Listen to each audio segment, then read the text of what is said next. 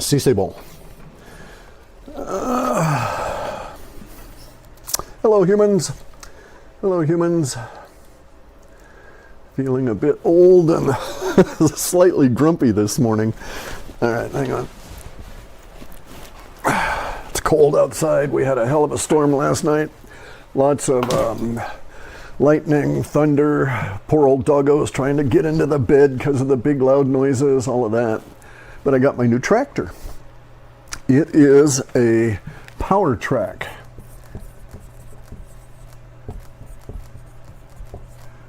It's really spiffy.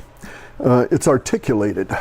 It bends in the middle so that you can get around tight corners on small lots. And it's built and designed and engineered here in the US. Minimal electronics, very nice. So minimal chips. Interesting construction on how the wheels and stuff work, because the guys that design and build this build articulated mining equipment. So it's low, it's stable, it's really cool, and it's bright red and shiny. Minor screw up on the shipping, but no big deal. But yeah, so I got my new tractor and I'm good to go once I get done with this. And I've got to do a short video today because I've got bread waiting. So in just a short while, I've got to go in, dump it out of the proofing and shape it into loaves, and then let it do its second raise there. Then I'll come out and make another one of these. So it doesn't, the subject matter is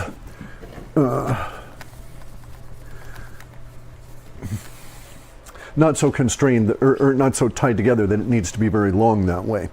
So anyway, I was attracted to the power track because of its simplicity of engineering, reliability of construction, and the uniqueness of its engineering that took it away from the standard tractor model and made it more stable by lowering it and giving it the articulation. So you can actually make yourself more stable in these tight areas that I've got to work in here on unstable soils, because bear in mind, well, I'm sort of on a stable soil. There's a thing up here we call the concrete, and it's so we're on the very edge of where, so my house is like on a big bluff. It's 155 feet up.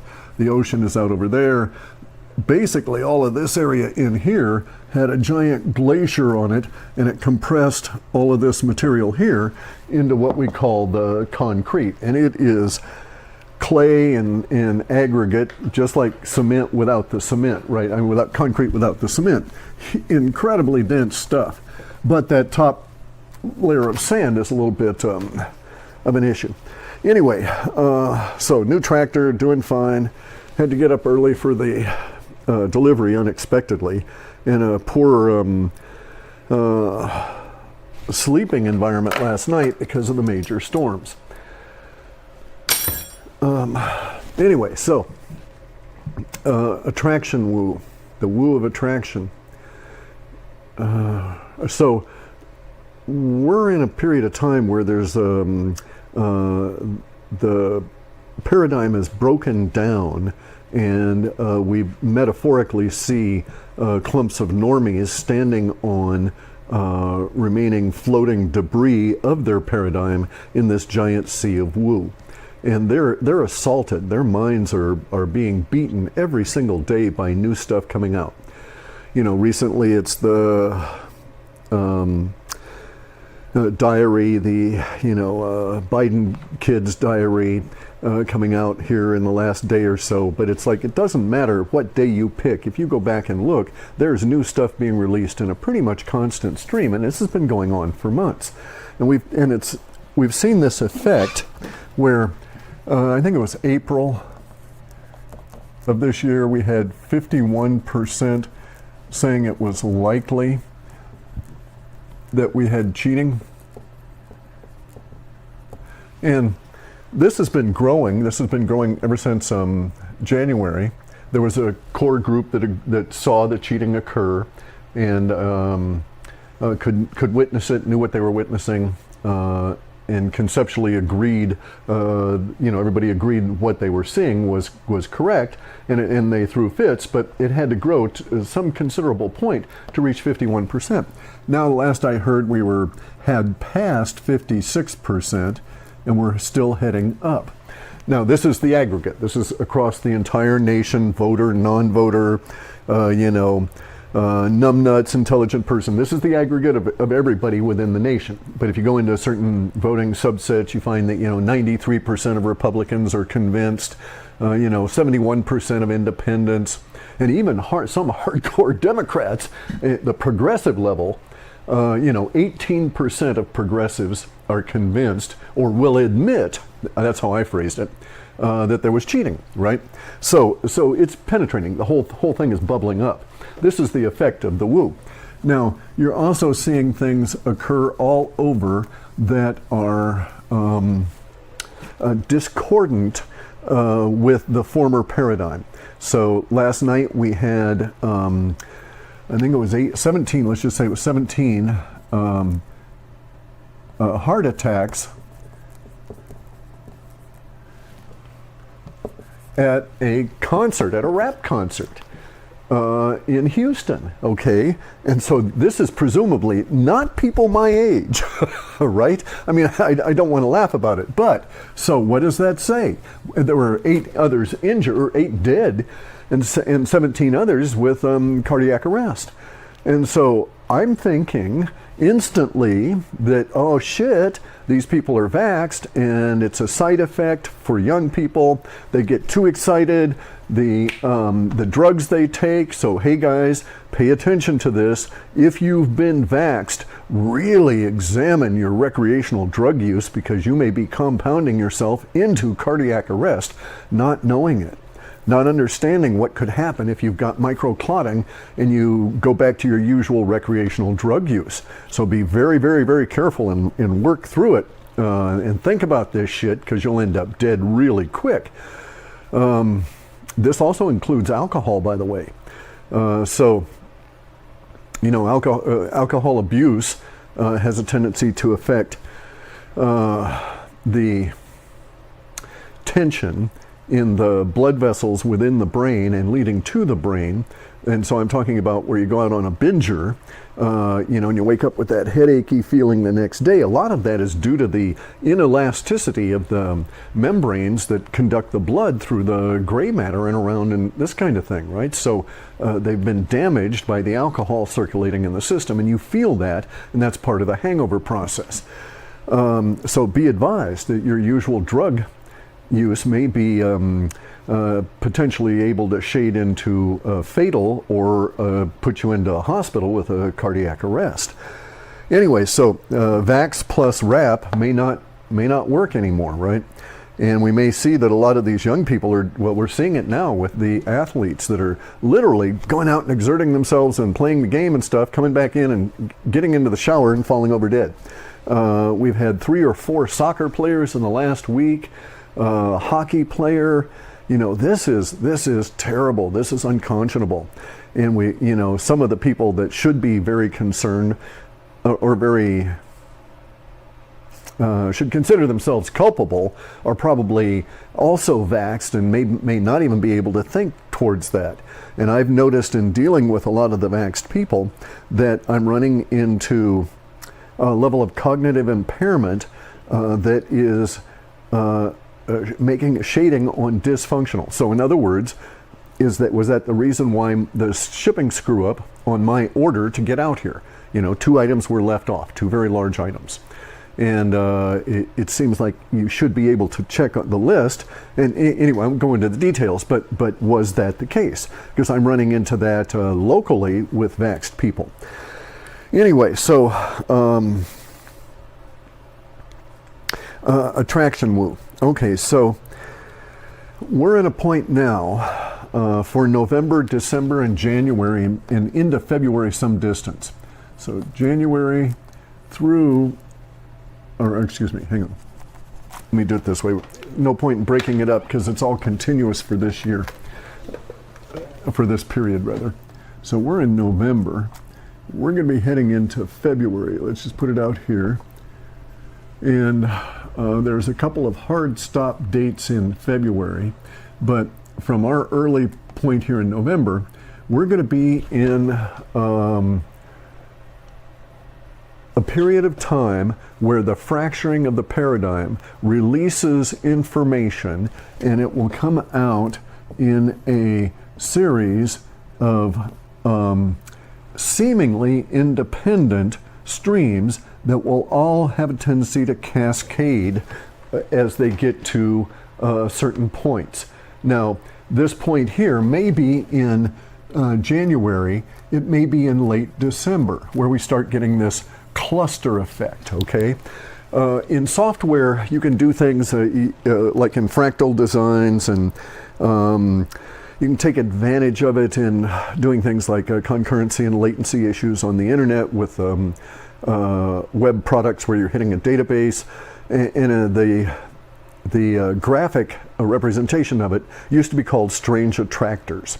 And these were algorithms that you'd set to doing interesting things on the screen, but they were really of little use that way. But the algorithm itself, for being tuned, would provide you with clues. So if you were doing, for instance, an analysis of a machine's performance, you could see that for, if you just look at the way it performs relative to how the users use the software that you've designed and so on, you may find yourself in a position where just like here, individual users' patterns of use would lead to a point where you might have a collision, for instance, right? Because everybody would by happenstance, every so often want to do the same thing to the same database, and it would bust your single user integrity for the data item. So if you've got a lot of people hitting on a data item, you can only have one person change it at a time, and all the other people are left hanging,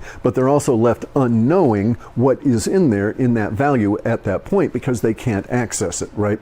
And so these kinds of collisions would occur out of happenstance, and these attraction points within the operation of the software were and are mysteries in the software engineering sense, but if you look at it from a big woo perspective, it's not a mystery. It's more the flow of how humans use the machinery.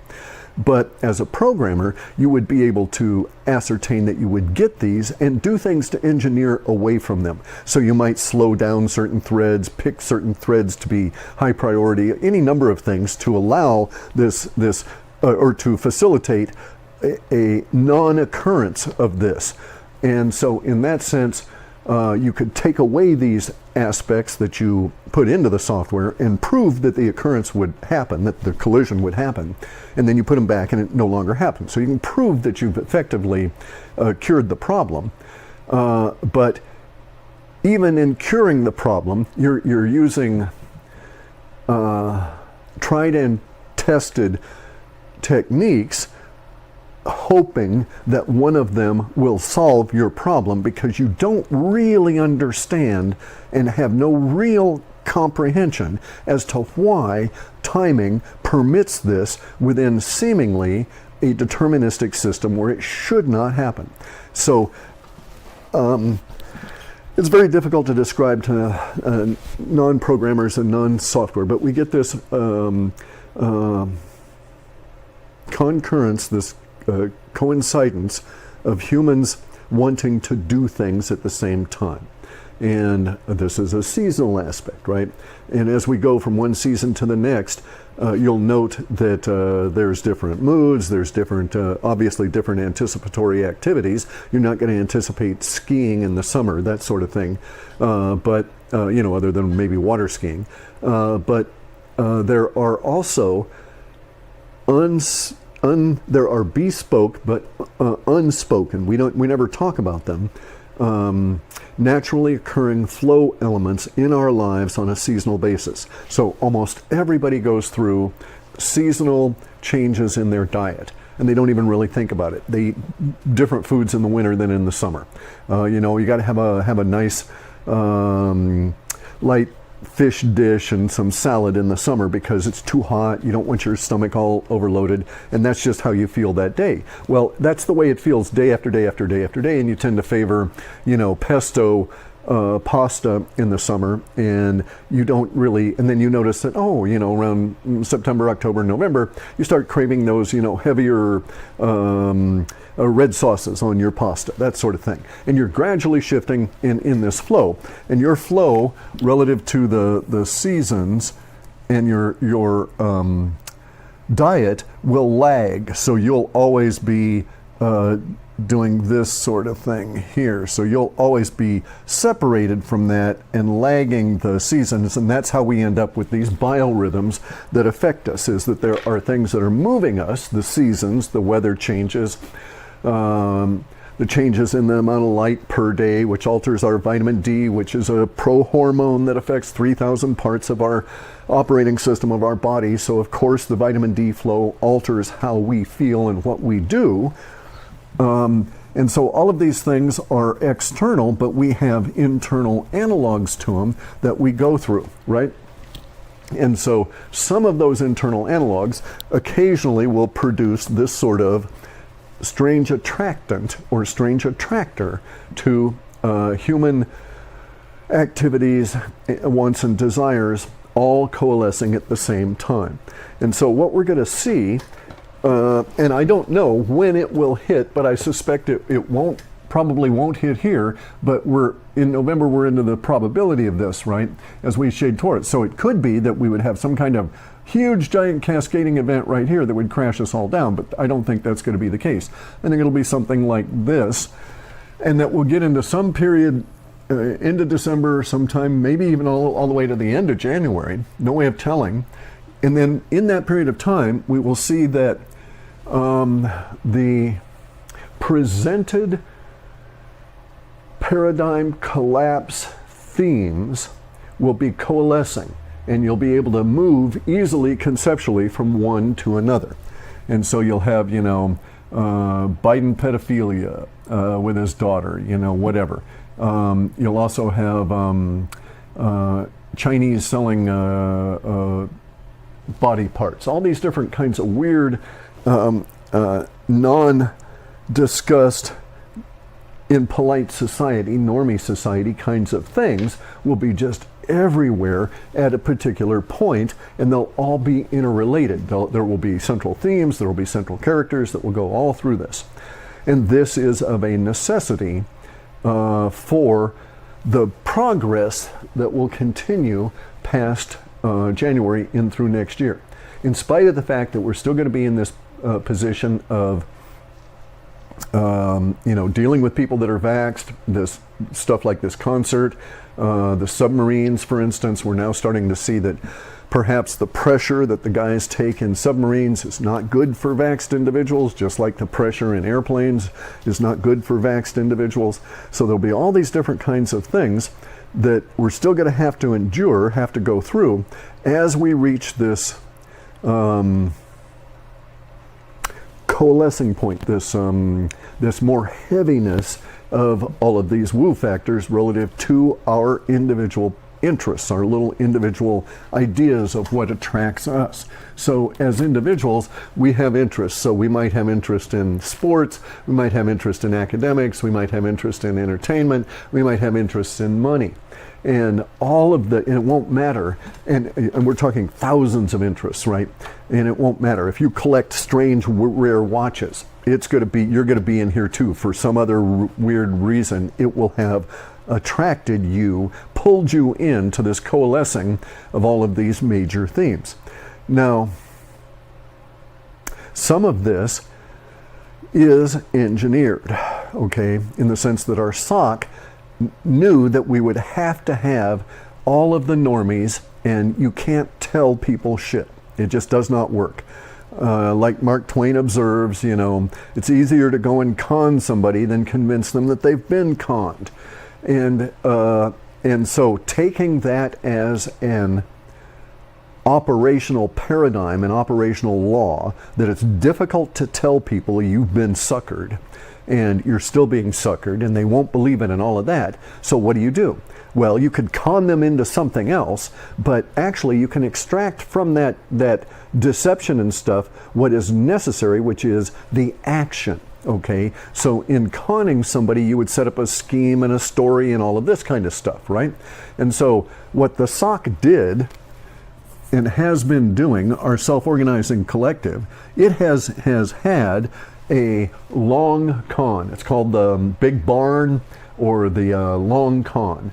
And you can go look them up, the Big Barn Con, and it'll describe a particular structure, the kind of players you need to convince people. And basically in the Big Barn Con, you sell somebody a barn that they can see across down the end of a field. You sell them the land underneath the barn and all of this, but the only thing is it's an illusion. There's just the face of the barn, right? So our SOC decided that what it had to do was to follow Mark Twain's advice. Only it's not.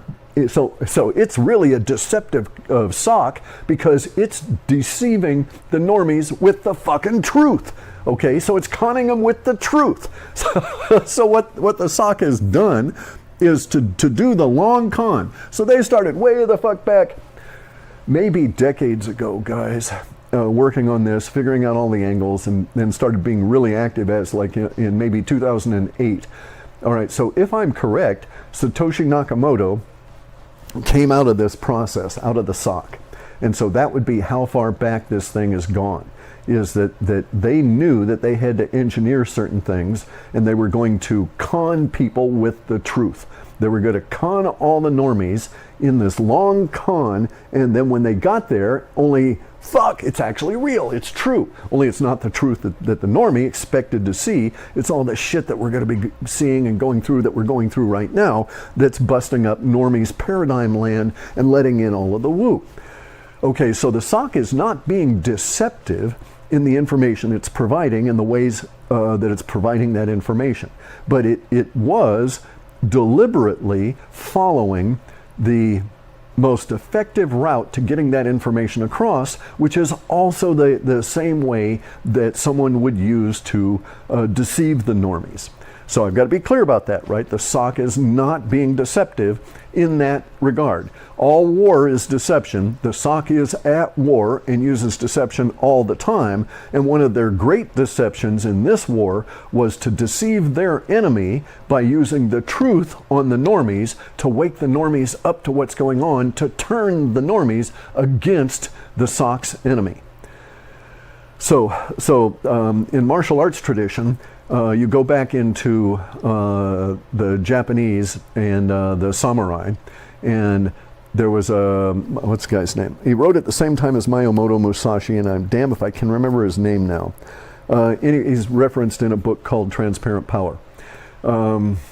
Anyway, there was this writer, he wrote these short, pithy little books in Japanese martial arts tradition, so he would have been maybe he was mid 1600s to late 1600s he was writing this stuff. And one of the things that he wrote about was the exquisite sweetness of a victory in which the samurai takes the resources of the enemy and converts them to attack the enemy. So in other words, it's the thing, send me your warriors that I may convert them and swell my army and diminish yours. And so that's what the SOC has been doing. The SOC knew that there was going to be a certain amount of normies that were co-opted and coerced, and it can't do anything about those, but it could do something about all of the other normies that were under the sway of this. So if we take out the woo aspects of it and we look at it diagnostically, psychologically, from a behavioralist viewpoint, we see that all power pyramids here have like a 2% of psychopaths, right? Then there's another perhaps as much as 8% of sociopaths. And that's who rules us. That's these guys, okay? So 10% of the pop, these are max. All right, so these figures are maximum. All right, so these sociopaths are the ones that convert the bizarro orders, etc., from the psychopaths and relay them down here to the 90%, which is all of us, right? And so what the SOC has understood and what the SOC needed to do was to sever the ability of the sociopaths, of the 10%, to really effectively communicate to the 90%. And by communication, I mean mind control. And so that's what they set about doing. They created the situation where we are now looking at all of the various different interest groups, interest categories, interest arenas within human attention market, because the SOC understands that's the world we live in. So the SOC is abstracting this stuff to a great degree and saying, okay, we're in this giant human attention market. How do we bust the hold of the psychos on the 90% who are living in that human attention market yet don't know it exists? And they think, oh, okay, what we'll do is we'll come in and we'll engineer it such that each and every one of these interest areas in and of itself is exposed to a woo flow. And then at some point, the woo flows will all cascade together and we'll have these strange attractor woos, right? Where we get these strange coalescing of all of this stuff. And then the normies will be able to be down here thinking about money and just look around and see, geez, pedophilia right up here. Holy crud, my politics are polluted. No wonder my money's bad. You know, that kind of thing, right? So now time for me to go and shape my loaves. And basically that's our attraction woo. And we'll have some others later.